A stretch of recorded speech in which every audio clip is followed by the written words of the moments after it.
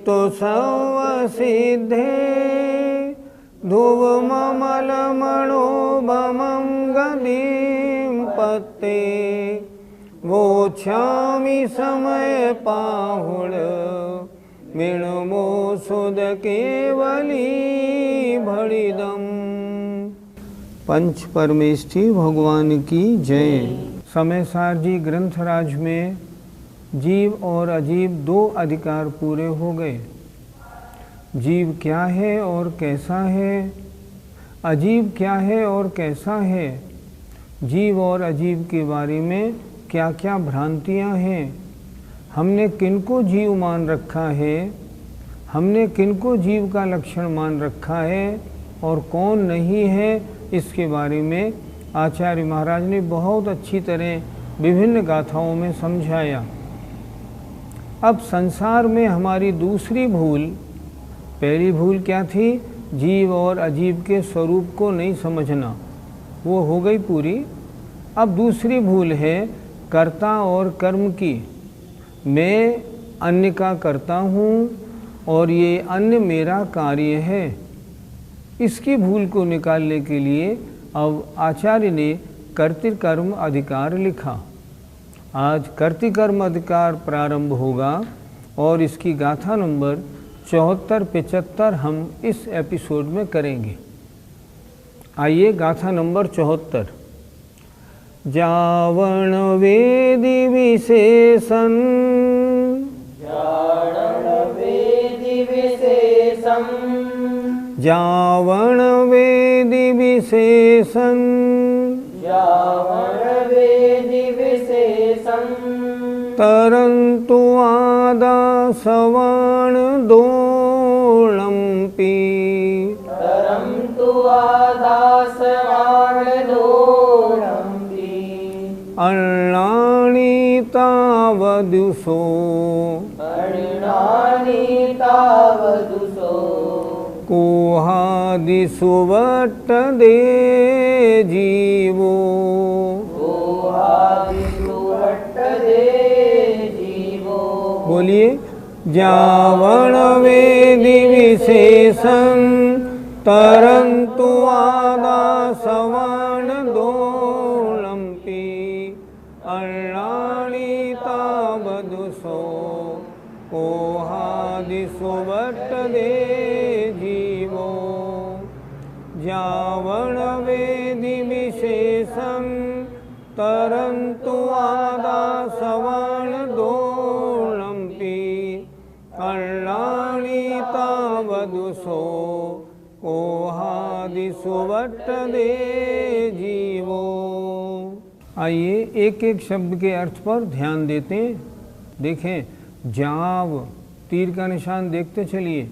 जाव माने जब तक, न वेदी नहीं जानता है, विशेष अंतरम अर्थात विशेष अंतर अर्थात भिन्न भिन्न लक्षण और भेद को, अर्थात जब तक भिन्न भिन्न लक्षण और भेद को नहीं जानता है, किसमें, आदा आसवाण दोलम्पी, आत्मा और आश्रव दोनों के ही। क्या लिखा, जब तक, जाओ माने जब तक आत्मा और आश्रव दोनों के ही विशेषंतरम भिन्न भिन्न लक्षण और भेद को नहीं जानता है, तब तक क्या होता है, अन्नानी अज्ञानी है, तावदु तब तक वह, अर्थात वह तब तक अज्ञानी है। जब तक, कब तक अज्ञानी है, जब तक आत्मा और आश्रव दोनों के ही भिन्न भिन्न लक्षण और भेद को नहीं जानता है, जब तक नहीं जानता है तब तक वह अज्ञानी है। अज्ञानी होके क्या करता है, कोहादिषु वर्तते, वह जीवो माने वह जीव, वह अज्ञानी जीव, कोहादिषु क्रोधादिक आश्रवों में प्रवृत्त रहता है, वर्तते वर्तन करता है। अर्थात जब तक आत्मा और आश्रव के भेद को नहीं जानता तब तक क्रोध, मान, माया, लोभ इस रूप उसकी प्रवृत्ति बनी रहती है। एक बार फिर देखें, ऊपर आ जाएं। जब तक यह जीव आत्मा और आश्रव दोनों के ही भिन्न भिन्न लक्षण और भेद को नहीं जानता है तब तक वह अज्ञानी है। क्या अज्ञानी होके क्या करता है? वह अज्ञानी जीव कोहादिषु क्रोधादिक आश्रमों में वट्टदे प्रवृत्त रहता है। अर्थ देखें, यह जीव जब तक आत्मा और आश्रव इन दोनों के भिन्न भिन्न लक्षण को नहीं जानता तब तक वह अज्ञानी हुआ, क्रोधादिक आश्रवों में प्रवर्तता है। पंडित जी, इस अधिकार को महाअधिकार क्यों कहा? जो किताबें हमने अपने यहाँ से भिजवाई हैं, जो समय सार जी, आचार्य ज्ञान सागर जी महाराज के हमने सबको भेजे हैं SMS आने पर, वे कृपया इस किताब के पृष्ठ नंबर, प्रस्तावना के 17 नंबर पृष्ठ को देखें। निकालिए पृष्ठ नंबर 17, प्रस्तावना का, ग्रंथ का नहीं। ग्रंथ प्रारंभ हुआ है उससे पहले। प्रस्तावना का पृष्ठ नंबर 17, उसमें आपने क्या देखा? 17 और पृष्ठ 18 में लिखा है इस ग्रंथ में कुल 439 गाथाएं हैं। किस अधिकार में कितनी गाथाएं हैं ये भी इसमें लिखी हैं, और इन्होंने इसमें लिखा है सबसे ज़्यादा 78 गाथाएं कर्तृक्रम महाधिकार में हैं। इस समय सार ग्रंथ में कुल 439 गाथाएं हैं। पृष्ठ नंबर 17-18 पर उसका विभाजन पूरा दिया हुआ है, और सबसे ज़्यादा गाथाएं किसमें हैं? कर्तृकर्म महाधिकार में। कितनी? सबसे ज़्यादा 78। इसलिए इस अधिकार को कहा गया महाधिकार, माने सबसे बड़ा अधिकार। पंडित जी, आत्मा और आश्रव में क्या अंतर है? आत्मा तो निर्मल ज्ञान स्वभावी है, और आश्रव क्या है? मिथ्यात्व, अविरति, प्रमाद, कषाय और योग, ये आश्रव हैं। दोनों में बहुत अंतर है। जो ज्ञान दर्शन स्वभाव है आत्मा का, वो तो आत्मा का स्वभाव है, लक्षण है, हमेशा पाया जाता है, किसी के कारण उत्पन्न नहीं हुआ, वो तो अनादि से है, अनंत काल तक रहेगा, क्योंकि वो स्वभाव है। और ये जो मिथ्यात्व, अवृत्ति, प्रमाद, कषाय, योग जो है ये तो कर्म के उदय में होने वाले आत्मा के विभाव परिणाम हैं। आत्मा के स्वभाव का आश्रय लेना निर्जरा का कारण है, और इनमें लगा रहना आश्रव बंध का कारण है। दोनों एकदम विपरीत हैं। आश्रव क्रोधादिक भाव हेय है, आत्मा का स्वभाव परम उपादेय है। इसलिए इन दोनों में अंतर सबसे पहले हमको जानना चाहिए। ये क्रोधादि भाव जो मेरे में हो रहे हैं, ये आत्मा के स्वभाव, मेरे स्वभाव नहीं, कर्म के कारण होने वाले वैभाविक गलत परिणाम है। पंडित जी, क्रोधादि परिणाम हमारे स्वभाव क्यों नहीं? आत्मा में क्या क्रोधादि परिणाम हमेशा पाए जाते हैं? आत्मा में क्यों होते हैं? कर्म उदय के कारण होते हैं। तो जो अन्य के कारण होते हैं वे कभी स्वभाव नहीं होते। आपको गुस्सा आती रहती है बराबर, इसलिए आपने ऐसा मान रखा है क्रोध करना तो मेरा स्वभाव है, मायाचारी तो हमारा स्वभाव है, आपने ही मान रखा है, पर नहीं, आपका स्वभाव नहीं। मेरा स्वभाव तो शुद्ध आत्मानुभूति, अपने आत्मा में रहना है। मेरा स्वभाव तो उत्तम क्षमा, मार्दव, आर्जव इस रूप है। क्रोधमान माया रूप मेरा स्वभाव नहीं, इसलिए मैं इनका अवलंबन क्यों लूँ, मैं अपने में क्यों नहीं रहूँ। जब तक ये जीव इसको नहीं जान पाता ना, तब तक ही क्रोधादिक में वर्तन करता है। और जब उसको ये मालूम पड़ जाए ये क्रोधादिक तो मेरी आत्मा को पतित करने वाले, मलिन करने वाले हैं, तो उनको छोड़ देता है और क्षमा आदि परिणाम रूप या आत्मरमण रूप होकर रहने लगता है। पंडित जी, क्रोध को स्वभाव मानने में हानि क्या है? जो क्रोध को आत्मा का स्वभाव मानते हैं वे अज्ञानी हैं, बहिरात्मा हैं, मिथ्या दृष्टि हैं। उन्होंने अभी आत्मा का स्वरूप ही नहीं जाना। सबसे बड़ी हानि तो ये मिथ्या दृष्टि में गिनती हो गई। और दूसरी बात, अगर क्रोधादि रूप परिणमन करोगे तो नवीन कर्मों का आश्रव होगा, आत्मा मलिन होगी, संसार भ्रमण और वृद्धि को प्राप्त होगा। संसार भ्रमण टूटने का, नष्ट होने का तो कोई कार्य नहीं। इसलिए क्रोध को अपना स्वभाव मानने में तो हानि ही हानि है। गाथा नंबर 74 का पद्यानुवाद देखिए। क्रोधादि आश्रव निरे मुझसे सदा से, मैं हूँ अभिन्न निज बोधमयी सुधा से। ऐसा न मूल जब लो वह जान पाता, क्रोधाग्नि से स्वयं को तब लो जलाता। अगर वो जीव क्रोध को अपना स्वभाव मानता है और क्रोध रूप प्रवृत्ति करता है तो उससे होता क्या है, आचार्य खुद गाथा नंबर 75 लिख रहे हैं। आइए गाथा नंबर 75 निकाल लीजिए। क्रोधादि सुवटन्तस्स, क्रोधादि सुवटन्तस्य, तस्य कम्मस्य संचयो होदि। तस्य कम्मस्य संचयो होदि। जीवस्येवं बन्धो, जीवस्येवं बन्धो, भणिदो खलु संवदर्शिः। भणिदो खलु संवदर्शिः। बोलिए।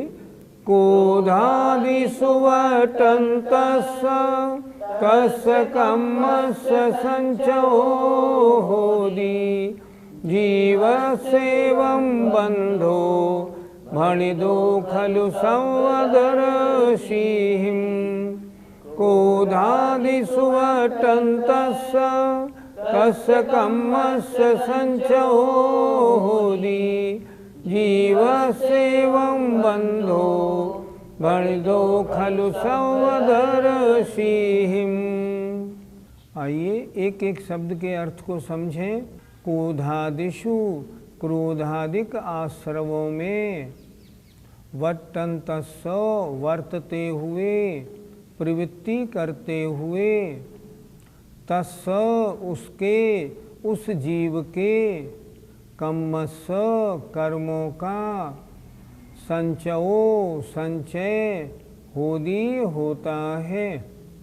अर्थात वो जीव यदि आत्मा और क्रोधादिक के स्वभाव को नहीं जानता तो वो क्या करता है, वो क्रोधादिक आश्रवों में प्रवृत्त होता है।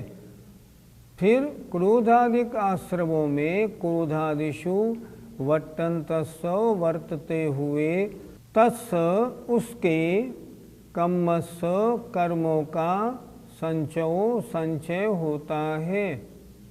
इससे क्या होता है, जीवस्स एवं इस प्रकार जीव के, बंधो कर्मों का बंध, भणिदो बताया है, कहा गया है, खलु माने वास्तव में, सर्वदर्शी ही सर्वज्ञ देवों ने, सर्वज्ञ देवों ने कहा है कि इस तरह यदि क्रोधादिक आश्रवों में वर्तन होता है तो जीव के कर्मों का बंध होता है। एक बार फिर देखते हैं। क्रोधादिषु वर्तन्तस्स, क्रोधादिक आश्रवों में वर्तते हुए उस रूप प्रवर्तन करते हुए जीवों के तस्य उस जीव के कर्मस्य कर्मों का संचय होता है। उससे क्या होता है? जीवस्य एवं माने इस प्रकार जीव के बंधो कर्मों का बंध भणिदो बताया है। किसने बताया? सबदर्शी ही सर्वज्ञ देवों ने इस प्रकार बंध बताया है। अर्थात आत्मा व आश्रव का भेद नहीं जानने के कारण वह अज्ञानी जीव, वह मिथ्या दृष्टि जीव निशंक होके क्रोधादिक आश्रवों में प्रवृत्ति करता है और उससे क्या होता है? कर्मों का बंध होता है, ऐसा सर्वज्ञ देव ने कहा है। और यदि भेद जानकर उनमें परिणमन नहीं करता, आत्मस्वरूप होकर रहता है, तो आश्रव नहीं होता, कर्मों का बंध नहीं होता है, उसके कर्मों का संचय होता रहता है। वास्तव में जीव के इस प्रकार कर्मों का बंध सर्वज्ञ देवों ने बताया है। पंडित जी, जीव के कर्मों का बंध किस प्रकार होता है? कोई व्यक्ति शरीर पर तेल मालिश कर ले और फिर मिट्टी के साथ खेले तो क्या होगा? वो मिट्टी उन जहाँ जहाँ तेल मालिश है सब जगह चिपक जाएगी। तो तेल मालिश का मतलब है मिथ्यात्व, कषाय आदि परिणाम, और धूल का मतलब है कर्मों का चिपकना। जब ये आत्मा तेल की मालिश की तरह मिथ्यात्व, अविरति, प्रमाद, कषाय योग सहित प्रवृत्ति करता है, तब उसके धूल चिपकने की तरह कार्बन वर्गणाएं कर्म रूप परिणमित होकर चिपक जाती हैं और आत्मा के साथ एक में खो जाती हैं। इस प्रकार इन सहित होने पर आत्मा के साथ कर्मों का बंध निरंतर होता रहता है। पंडित जी, कर्म बंध कितने प्रकार का होता है? एक आश्रव होता है और एक होता है बंध। आश्रव का मतलब है कार्मण वर्गणाओं का कर्मरूप परिणमन करना, इसका नाम तो आश्रव है। और बंध का मतलब होता है उनका आत्मा के साथ चिपक जाना। तो जब कार्मण वर्गणाएं कर्मरूप परिणमन होकर आत्मा के साथ चिपकती हैं, तब उनमें 4 प्रकार का बंध होता है। पहला प्रकृति बंध, उन कार्मण वर्गणाओं का नेचर, ये क्या फल देंगी, ऐसी उनमें प्रकृति पड़ जाना, ये प्रकृति बंध है। दूसरा होता है प्रदेश बंध, इन आने वाली कार्मण वर्गणाओं में कितनी ज्ञानावरण रूप, कितनी दर्शनावरण रूप, कितनी वेदिनी रूप होती हैं, इसे हम कहते हैं प्रदेश बंध, क्वांटिटी का बंटवारा। तीसरा होता है स्थिति बंध, ये आने वाली कर्म वर्गणाएं कार्बन वर्गणा कर्मरूप बन गई, अब ये कर्म आत्मा के साथ कितने समय तक रहेंगे, इसे कहते हैं स्थिति बंध। और चौथा होता है अनुभाग बंध, ये इनका फल मंद होगा या तीव्र होगा, जैसी कषाय उनके अनुसार मंद और तीव्र फल होता है। आश्रव होता है जिस समय में, उसी समय में चारों प्रकार के बंध भी पड़ जाते हैं। ऐसा नहीं समझना पहले समय में आश्रव दूसरे समय में बंध, ऐसा नहीं। जिस समय में आश्रव हुआ, कार्मण वर्गणाएं कर्मरूप परिणमित हुई या कर्म आए, उसी समय में चारों प्रकार का बंध प्रत्येक कार्मण वर्गणाओं के कर्मरूप परिणमित वर्गणाओं में हो जाता है। इस तरह बंध 4 प्रकार का कहा गया है। पंडित जी, क्या ज्ञानियों को क्रोध नहीं आता? ज्ञानी भी 2 प्रकार के, एक ज्ञानी प्रवृत्ति सहित, एक ज्ञानी निवृत्ति सहित। जो ज्ञानी प्रवृत्ति में है, जो सम्यक दृष्टि या वृत्ति या मुनि महाराज कार्यों में लगे हुए हैं, उनको यदि यदा कदा क्रोध आता भी है ना, तो वो तुरंत जल्दी से जल्दी अपने में आ जाते हैं, नहीं ये क्रोध मेरा स्वभाव नहीं, मुझे नहीं करना। और दूसरे ज्ञानी निवृत्ति वाले ऐसे हैं जो अपने आत्म स्वभाव में लीन हैं, उन्हें तो क्रोध आने का प्रश्न ही नहीं होता, उनके क्रोध नहीं आता। हमें भी अगर क्रोध आता है तो हमारी अज्ञानता है। कभी क्रोध आ भी जाए तो हमारा कर्तव्य है हम जल्दी से जल्दी अपने को वहाँ से हटा के क्षमा आदि, समता आदि परिणामों में आ जाएं। ज्ञानी की दशा ऐसी होती है। और जो बड़े ज्ञानी हैं, आत्मरमण करने वाले हैं, उनके तो क्रोध आने का काम नहीं। जिस समय भगवान पार्श्वनाथ पे कमठ का उपसर्ग हुआ, क्या उन्हें रंच मात्र भी क्रोध आया? नहीं आया। क्यों? वे महाज्ञानी परम ज्ञानी थे। इसलिए क्रोध आने में तो नुकसान ही नुकसान है। पंडित जी, कर्म बंध का सबसे प्रमुख कारण कौन है? कर्म बंध के दो कारण मुख्य हैं, एक मिथ्यात्व और कषाय। मिथ्यात्व माने 7 तत्वों का श्रद्धा नहीं करना। हम जैन कुल में पैदा हुए हैं। जैनों के अलावा अपने सच्चे देव शास्त्र गुरु के अलावा अन्य देव शास्त्र गुरु को पूजना, देवी देवताओं की पूजा करना, ग्रहों के निवारण के चक्कर में पड़ना, काल सर्प योग के विधान आदि करना, ये सबसे बड़ा मिथ्यात्व है, महाबंध का कारण। और कषाय क्रोध मान माया लोभ आदि जो कषाय 25 प्रकार की हैं, इन कषाय रूप अपने परिणाम करना, ये आश्रव बंध में कारण है। इनसे बचे कैसे? सबसे पहले तो मिथ्यात्व को छोड़ें, सम्यक दृष्टि बनने का पूरा प्रयत्न करें, 7 तत्व का श्रद्धान करें, 6 द्रव्य 9 पदार्थों को अच्छी प्रकार जानें, सच्चे देव शास्त्र गुरु में पक्की श्रद्धा बनाएं, आत्मा का और शरीर का भेद विज्ञान, समय सारजी में यही तो पढ़ाया जा रहा है, तुम क्या हो और तुम क्या नहीं हो।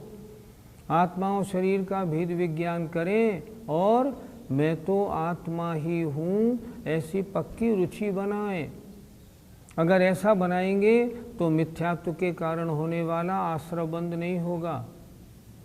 हम गृहस्थी में हैं, अगर मुनि भी हों तो भी क्रोध मान माया लोभ के प्रसंग आते रहते हैं। जब भी ऐसे प्रसंग आए अपने आत्म स्वभाव का चिंतन करें, नहीं ये मेरे स्वभाव नहीं, क्रोध मान माया लोभ, इस रूप प्रवृत्ति नहीं करूं। उपसर्ग आदि का प्रसंग आने पर समता भाव धारण करें। तो समता भाव धारण करने से क्या होगा?